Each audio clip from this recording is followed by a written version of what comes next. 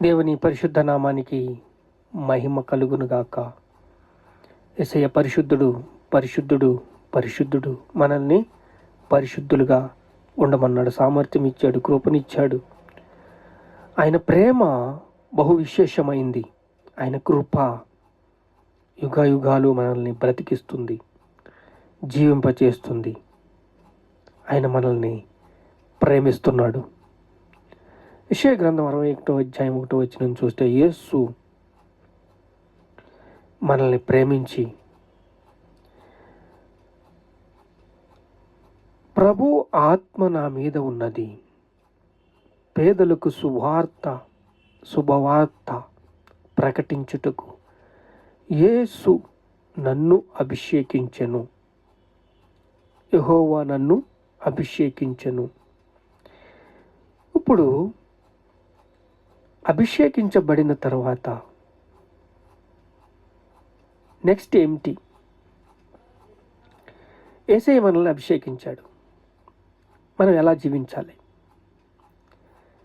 జీవించేవారు ఇక మీదట తమ కొరకు కాక యేసు కొరకు జీవించాలంట. ప్రభు ఆత్మ నా మీద ఉన్నది, పేదలకు సువార్త ప్రకటించుటకు. ఎందుకు కొన్ని విషయాల్లో వెనకబడిపోతారు? లూకాసు వార్త 4వ అధ్యాయం 1వ వచనం చూస్తే, ఆత్మ చేత అరణ్యములో నడిపించబడి అపవాది చేత శోధించబడుచుండెను.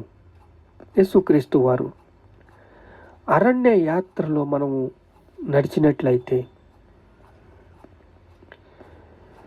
నడిపించబడినట్లయితే అపవాది చేత శోధించబడుతూ అనేక శ్రమలు, ఇరుకులు, ఇబ్బందులు, శోధనలు గురి అవుతూ ఉంటాం. అలా గురి అయినప్పుడు నిరాశ, నిస్పృహలు మనకు వస్తాయి. చాలా భయంకరమైన అరణ్య యాత్రలో సిక్నెస్, భయంకరమైన శోధనలు, భరించలేని ఒక టెన్షన్స్.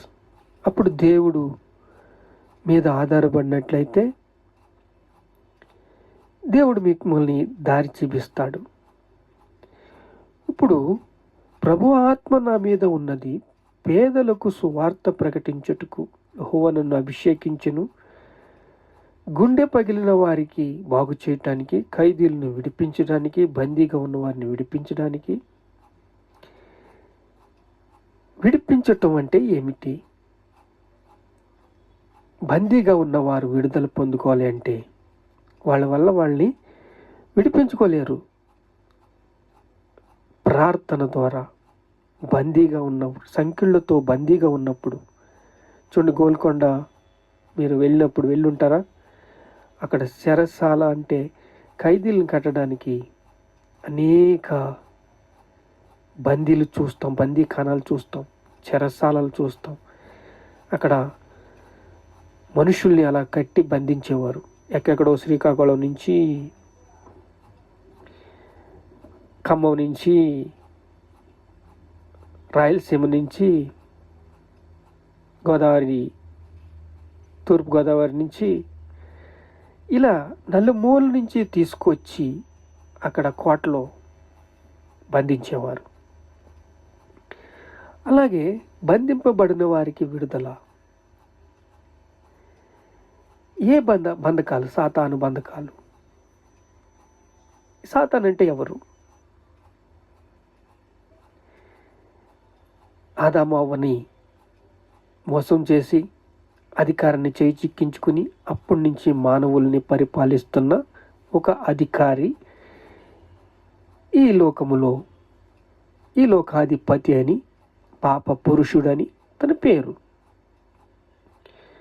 ఇప్పుడు యేసు ప్రభుని సిలువెక్కించి ప్రతి ఒక్కరి పాపాలు విముక్తిని విడిపించి రక్తము కార్చి, ఆ రక్తము ద్వారా ప్రతి ఒక్కరిని కూడా యేసు ప్రభులాగా రూపంలోకి తేవాలని దేవుడు ఆశపడి రక్షణ వస్త్రం ఇచ్చాడండి. ఆ రక్షణ వస్త్రము నీతి వస్త్రంగా మారింది. నీతి న్యాయములు దేవునివి, పైనుంచి వచ్చే జ్ఞానము దేవుడిది, పరసంబంధమైన జ్ఞానము దేవుడిది. ఇప్పుడు భూమి యందు ఏమి ఇప్పుతావో పరమందు ఇప్పబడునులే అని ఉంది. చూడండి, లోకాసు వార్త 3వ అధ్యాయం 22వ వచనంలో చూస్తే, పరిశుద్ధాత్మ శరీరాకారంతో పావురములే ఆయన మీదకి వచ్చెను. ఈయన నా ప్రియ కుమారుడు, ఈయనందు నేను ఆనందించుచున్నాను. యేసు దేవుడు స్వరూపంలోకి ఎలా మారాడు అంటే, ఆయన మనిషిగా వచ్చాడు, సిలువ ఎక్కాడు, భరించి తాను చేసిన ఖైదీల్ని విడిపించాడు, బందీగా ఉన్న వారిని విడిపించాడు, గుండె పగిలిన వారిని గుండె కట్టాడు, గొడ్రాలకి చక్కగా బిడ్డల్ని ఇచ్చాడు, సంసారులను ఏకాంగుల్ని సంసారులుగా చేశాడు, 18 సంవత్సరాల నుంచి రక్తస్రావం స్త్రీని బాగు చేశాడు, కుష్ఠవ్యాధుల్ని బాగు చేశాడు. ఆయన విడిపించటం ఆయన తేజస్సు. రక్షణ వస్త్రము, నీతి వస్త్రము అని ఇచ్చాడు. చూడండి, ఆయన భుజముల మీద రాజ్యభారం ఉంది. ఆయన మనల్ని పాలించేవాడు, మన అధికారి. ఇప్పుడు రాజ్యము, శక్తియు, బలము క్రీస్తు ఆయను. ఆయన గురించి సమాచారం అన్ని ప్రాంతాల్లో విన్నారు. ఈయన ఆయన అద్భుత చేస్తున్నాడు, ఆశ్చర్యకార్యాలు చేస్తున్నాడు, దావీదు కుమారుడు అనిపించుకున్నాడు. దావీదు ఇంటి తాళపు అధికారి అయ్యాడు. దావీదు ఇంటికి అధికారి అంటే తన కుమారుడు యేసు. అబ్రహాము కుమారుడు దావీదు కుమారుడు యేసుక్రీస్తు. షార్ట్ కట్ ఇది. ఇప్పుడు అతని భుజముల మీద రాజ్యభారము ఉన్నది. యెషయా గ్రంథం 9వ అధ్యాయం 6వ వచనంలో చూస్తే, అతని భుజముల మీద రాజ్యభారం ఉన్నది. ఆయన పాప విమోచించాడు, విమోచకుడు ఆయన. ప్రభు ఆత్మ నా మీద ఉన్నది. ఒక మనిషి శుభ్రం అవ్వాలంటే యేసుక్రీస్తు రక్తము. ఇప్పుడు సబ్బు చూడండి, బట్టల్ని శుభ్రంగా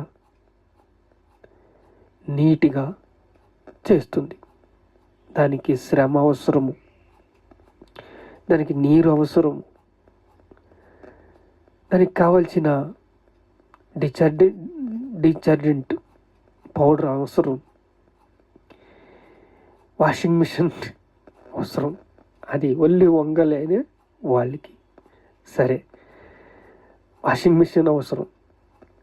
శుభ్రము చేయటానికి ఇన్ని అవసరం అయినప్పుడు యేసు రక్తము ప్రతి పాపము నుండి పవిత్రపరుస్తుంది.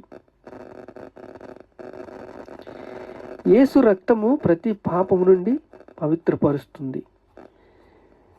అంటే దేవుడు మనకి కృపిచ్చి, అభిషేకించి, ఆత్మనిచ్చి, విడుదలిచ్చి, విడిపించి అన్ని ఇచ్చిన మనకి ఏమవసరం?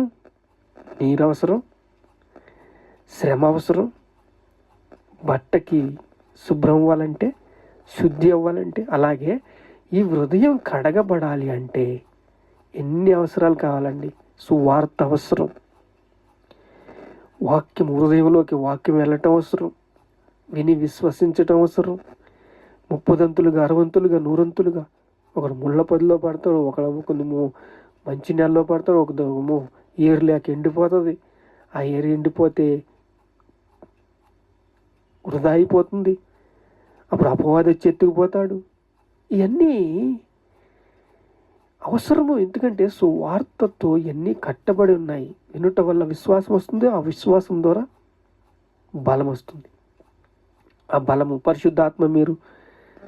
పరిశుద్ధాత్మ మీరు పొందినప్పుడు మీరు శక్తివంతులు అవుతారు. అలా మనకి అన్ని అవసరాలని తీర్చడానికి యేసుక్రీస్తునందు ప్రతి అవసరము తీర్చబడును. అలా తీర్చబడి సిలువ దగ్గరికి ఎప్పుడైతే ఒక మనిషి జారుతాడో, తగ్గింపు తత్వంతో, గొర్రెపిల్ల స్వభావంతో, దీనత్వంతో, సాతాను అధికారం ఊడిపోతుంది. సాతాను అధికారం నుంచి ఊడిపోతుంది. దాన్ని జయించినప్పుడు, ఇప్పుడు సిలువ దగ్గర యేసయ్యను పశ్చాత్తాపడి రక్షణ పొందుకుని ప్రతి సమస్యను ఎదిరించి ప్రతిరోజు, ప్రతి దినము, ప్రతి నిత్యము సిలువకు దగ్గరగా అండి యేసుక్రీస్తుని ఆరాధించి వాక్యాన్ని హృదయంలో ఉంచుకుని యుద్ధం చేసి గెలిచి పోరాడి అపజయాన్ని గెలిచి పొంది ఎన్నిసార్లు అపజయము, ఎన్నిసార్లు ఓటము, ఎన్నిసార్లు దాసత్వము, ఎన్నిసార్లు ఆటంకాలు, ఎన్నిసార్లు అడ్డంకులు, ఎన్నిసార్లు చిక్కులు, యేసు విజయుడై భూమిని పాలించి మానవుని హక్కుని సంపాదించాడు.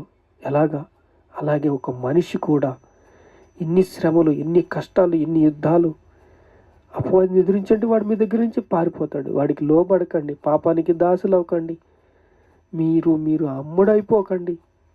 స్వాతంత్రులుగా ఉన్నారు, మీరు దాసత్వానికి లోబడకండి. యేసుక్రీస్తు ఎలాగ విజయుడై భూమిని పాలించి మానవ హక్కుల్ని సాధించి ఎలాగ ప్రతి మనిషి కూడా ఆయన రూపంలోకి వచ్చినప్పుడు, ఆయన స్వరూపంలోకి వచ్చినప్పుడు, ఆయనతో బలపడినప్పుడు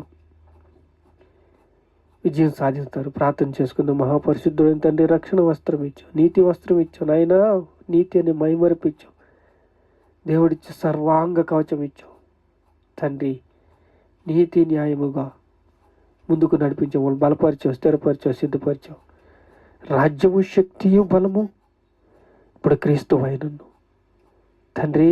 మనం చేయకపోతే మట్టయిపోతామయ్యా, కానీ ఈ ఆత్మ యుగ యుగాలు నీతో జీవిస్తాం తండ్రి. మీకు స్తోత్రాలు.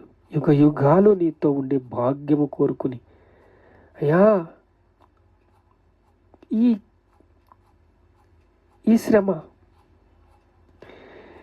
శ్రమ మనం జయిస్తే, దినదినము ఒక పనిగా భావిస్తే, శత్రు బలమంతటి మీద దేవుడు మాకు అధికారం ఇచ్చాడు, కృపిచ్చాడు, అన్ని సమస్తమును మాలో పెట్టేశాడు. యేసయ్యలోనే ఉన్నాయన్నీ.